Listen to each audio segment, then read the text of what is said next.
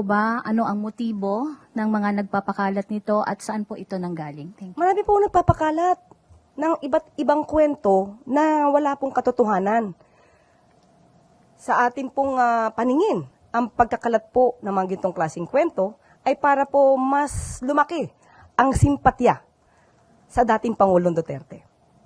Pero tandaan po natin, sabi nga po natin, ang mga taong bayan, sana po imulat nyo ang inyong mga mata. Tingnan nyo po kung ano ba talaga yung katotohanan. Muli, wag natin iwan yung issue ng extrajudicial killings. Meron pong mga namatay.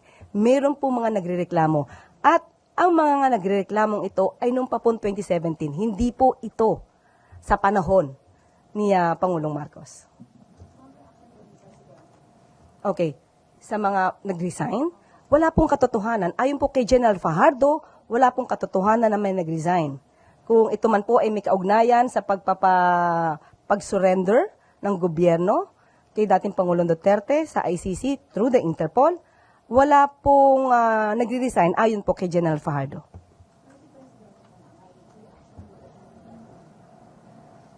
Kung wala pong nag-resign, mas maganda po, di masaya po siya. Thank you, ma'am. Next Wala question. po. Loyalty check? Wala po. Wala po. Dahil kampante po ang Pangulo na ang ginawa po naman ng administrasyon ay naaayon sa batas.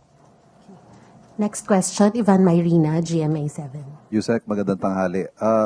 Kaugnay ito nung sinasabi ni Senator Bato that he feels betrayed to the max. Those Gamitin ang bote ng Revita Peptide Serum araw-araw kung gusto mong maalis ang mga dark spot, melasma, his words na nangyari po ito sa kabila ng pagsigurong personal sa kanya ng Pangulo na hindi siya gagalawin ng ICC.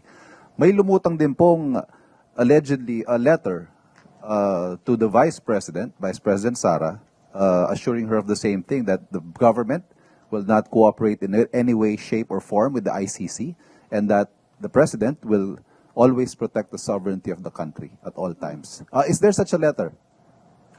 Wala po. Nag-meeting po kami kanina ni Pangulo. Kasama po ako sa meeting kanina.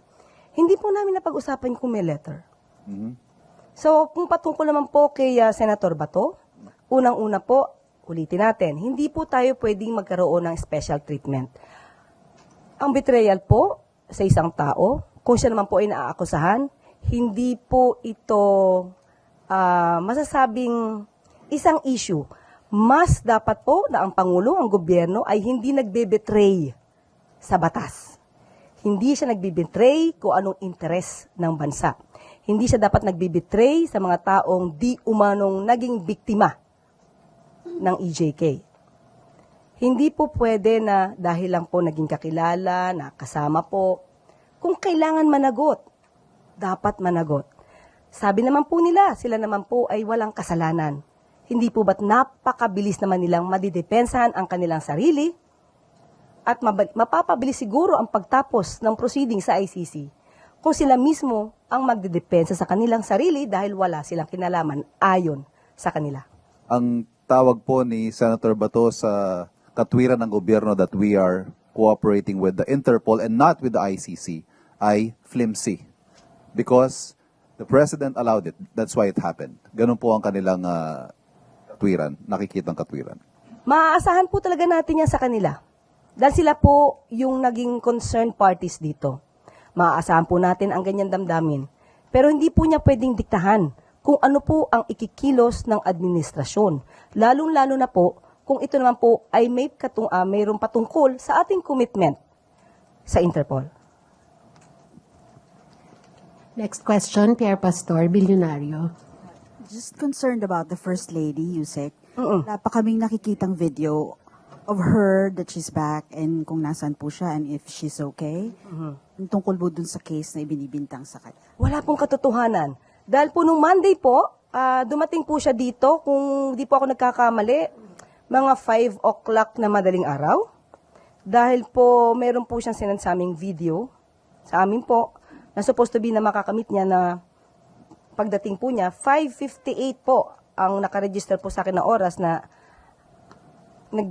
aga nga po eh. She's back and ready for a meeting.